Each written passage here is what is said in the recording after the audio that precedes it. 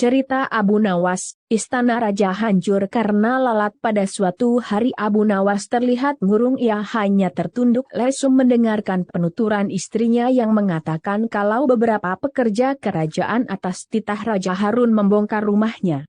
Raja berdalih bahwa itu dilakukan karena bermimpi kalau di bawah rumahnya terpendam emas dan permata yang tak ternilai harganya.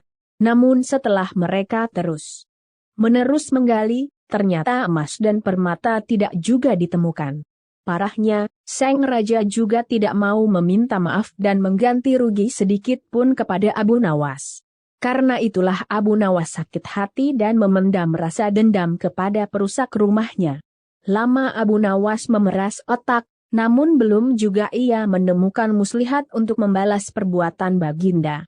Makanan yang dihidangkan istrinya pun tidak dimakan, karena nafsu makannya telah lenyap. Keesokan harinya Abu Nawas melihat banyak ialat-ialat mulai menyerbu makanannya yang sudah mulai basi. Begitu melihat lalat-ialat itu berterbangan, Abu Nawas tiba-tiba saja tertawa riang seolah mendapatkan ide. "Tolong ambilkan kain penutup untuk makananku dan sebatang besi," kata Abu Nawas kepada istrinya. Dengan wajah berseri-seri, Abu Nawas berangkat menuju istana. Setiba di istana, Abu Nawas membungkuk memberi hormat kepada Raja Harun. Raja Harun terkejut atas kedatangan Abu Nawas di hadapan para menterinya. Raja Harun mempersilahkan Abu Nawas untuk menghadap. "Ampun tuanku, hamba menghadap tuanku baginda hanya untuk mengadukan perilakuan tamu-tamu yang tidak diundang.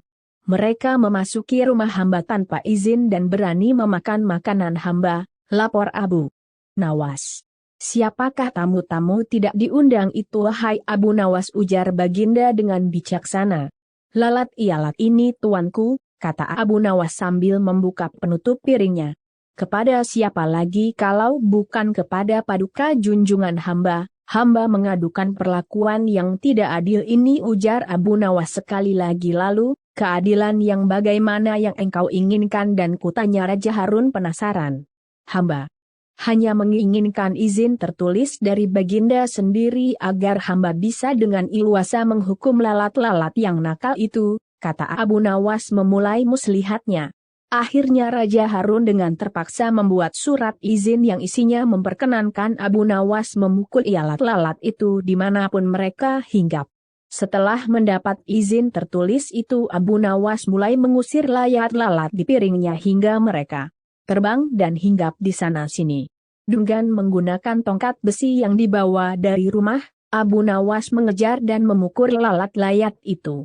Ketika hinggap di kaca, Abu Nawas dengan tenang dan leluasa memukul kaca itu hingga pecah. Kemudian vas bunga nan indah milik sang raja juga ikut terkena pukul dan pecah. Akhirnya hanya dalam beberapa menit saja seluruh perabot istana hancur berkeping-keping.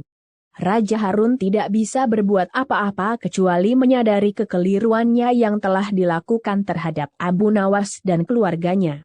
Setelah merasa puas, Abu Nawas mohon diri. Barang-barang kesayangan Raja Harun banyak yang hancur. Bukan cuma itu saja, raja juga menanggung rasa malu.